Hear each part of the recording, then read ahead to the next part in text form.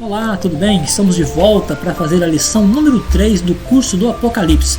Eu sou Aldo Menezes, essa é a Patrícia Menezes e nós vamos orar com você neste momento. Oremos. Querido Deus, toma-nos em teus braços de amor e ajude-nos agora a compreender a tua palavra. Dá-nos sabedoria e graça, te pedimos em nome de Jesus. Amém. Amém. Queridos, as 7 igrejas é uma série de 7 que começa agora aqui do Apocalipse. E começamos com as 7 igrejas. As 7 igrejas, ela corresponde a 7 períodos que a igreja vem vivendo desde a época de Cristo até a sua volta.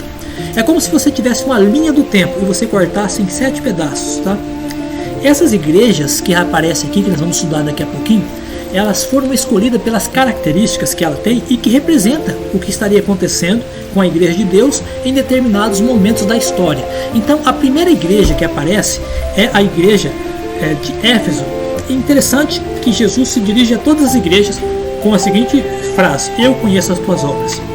E também uma advertência: o vencedor herdará. Tá? Então, para a igreja de Éfeso, Jesus também se apresenta assim. O que ele diz aí, Patrícia? Apocalipse capítulo 2, é isso? O que diz aí? Verso 1. O que diz? Carta à igreja de Éfeso. Conheça as tuas obras, tanto o teu labor quanto a tua perseverança, que não podes suportar homens maus, que pusestes à prova os que a si mesmos se declaram apóstolos, e não são, e os achaste mentirosos. Muito bem. Queridos, essa igreja, ela compreende o período que vai do ano 31 até o ano 100 da nossa história. É um período marcado por conquistas revolucionárias, né, de evangelismo. Homens como Paulo, Pedro, né, pregaram o evangelho, doutrinas puras, tá? Doutrinas puras, ok? Saíram da boca dos apóstolos.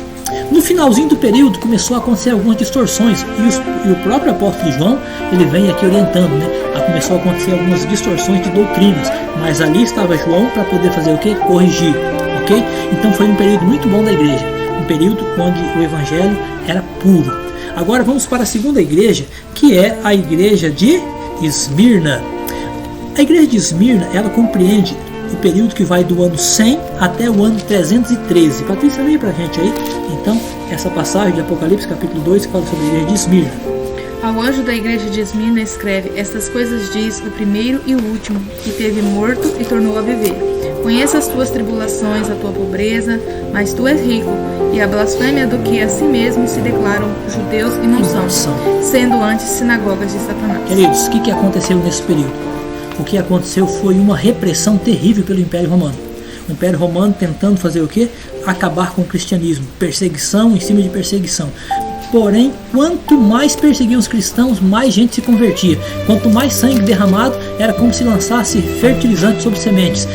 O sangue dos cristãos era como se fosse semente. Levaram os cristãos para as arenas, tentaram martirizá-los de todo jeito, mas quanto mais matavam o cristão, mais aparecia cristão. Ok? E foi um período realmente marcado por intensas perseguições, do ano 100 ao ano 313. Vamos para a próxima igreja que compreende agora o período de Pérgamo, que vai do ano 313 até o ano 538. Vamos ver o que Jesus diz sobre esse período. Ao anjo da igreja em Pérgamo escreve: estas coisas diz aquele que tem a espada afiada de 2 gumes.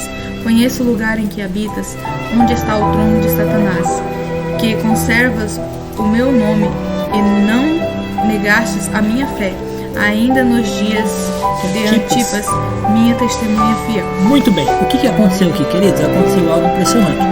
No ano 313, o imperador Constantino se converteu ao cristianismo. Foi uma conversão, infelizmente, não sincera. Foi mais uma manobra política, porque ele sentiu que o Império Romano estava rachado devido a muitos cristãos.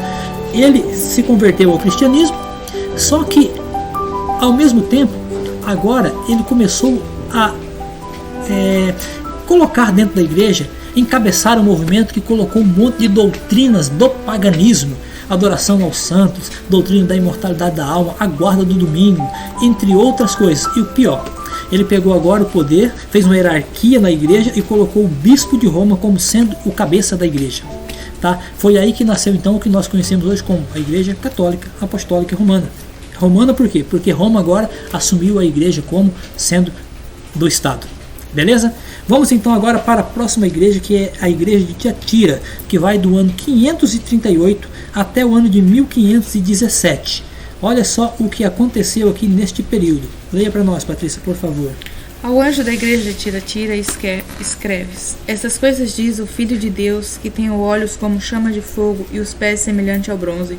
Conheça as tuas obras e o teu amor e a tua fé, o teu serviço e a tua perseverança e as tuas últimas obras, mais numerosa do que as primeiras. Queridos, veja só. No ano 538 entrou para a história como o ano da supremacia papal. O Império Romano ruiu, acabou. E Roma se firmou agora como um poder dominante, dominava sobre todos os países, sobre todo o mundo, tá? E agora eles começaram, infelizmente, a perseguir aqueles que discordavam. Recolheram as Bíblias, tá?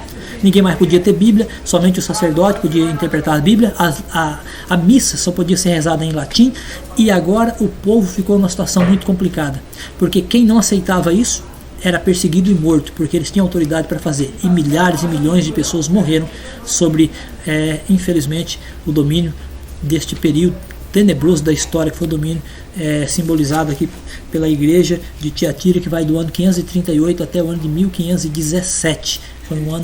Foram anos, né, terríveis de perseguição pela Inquisição, né, pela espada. Onde havia cristão que não queriam se adaptar a esse sistema, era perseguido e morto. Mas veja que Jesus disse que as obras daqueles que ficaram eram mais numerosas. Por quê? Porque o período era mais difícil, mais complicado. Aqui não teve repreensão, só teve elogio para os cristãos dessa época. Vamos para o próximo período, simbolizado pela igreja de Sardes, que vai de 1517 até 1798. Lê para nós, Patrícia, por favor. Ao anjo da igreja em Sardes escreve: Essas coisas diz aquele que tem os 7 Espíritos de Deus, as 7 estrelas. Conheça as tuas obras, que tens nome de que vives e está morto. Sê vigilante e consolida o resto que está para morrer, porque não tem achado íntegras as tuas obras na presença do meu Deus. Queridos, foi um período onde a perseguição foi tamanha que quase se extinguiu a chama da verdade. Quase. Mas em todos esses momentos Deus tem o seu remanescente fiel. E esse pequeno grupo começou um movimento de pregação, distribuindo partes das escrituras, né, que era proibido na época. Entre esses nós temos os valdenses. Aí em 1500 apareceu Martim Lutero fazendo a reforma protestante, tá? Foi um período realmente marcado por intensa perseguição.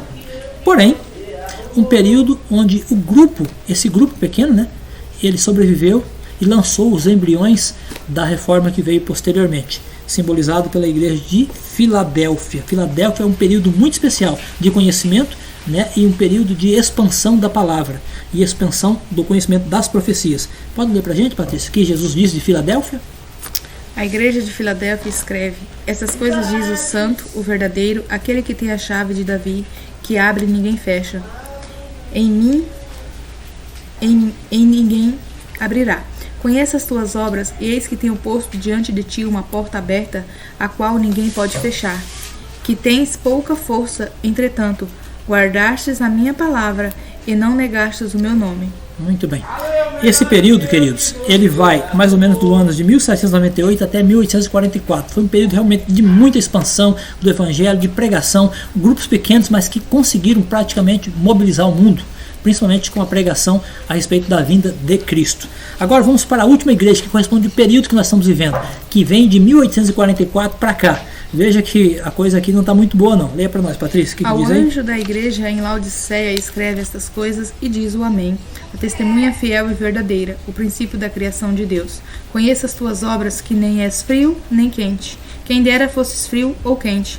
Assim, porque és morno e não és quente nem frio, estou a ponto de vomitar-te da minha boca. Muito bem, queridos. Veja só. Você não está vendo um período como esse que nós estamos vivendo? Onde todo mundo diz que é crente, todo mundo diz que é de cristão, mas você vê aí o crime, o vício, a mentira prosperando, exploração religiosa, né, pastores explorando, né, as ovelhas, né, vendendo curas e milagres, etc. e tal. Então é um período realmente marcado por contradições, e é o período que nós vivemos. O período onde as pessoas dizem, né, que tem uma grande fé, mas na verdade é um período de mornidão espiritual, é um relacionamento sem compromisso, né? Esse é o período da igreja de Laodiceia. Que Deus te abençoe, estaremos de volta no próximo estudo. Fiquem com Deus, vamos orar então neste momento. Obrigado, Senhor, por essa palavra, permanece conosco, em nome de Jesus. Amém. Fiquem com Deus, até a próxima.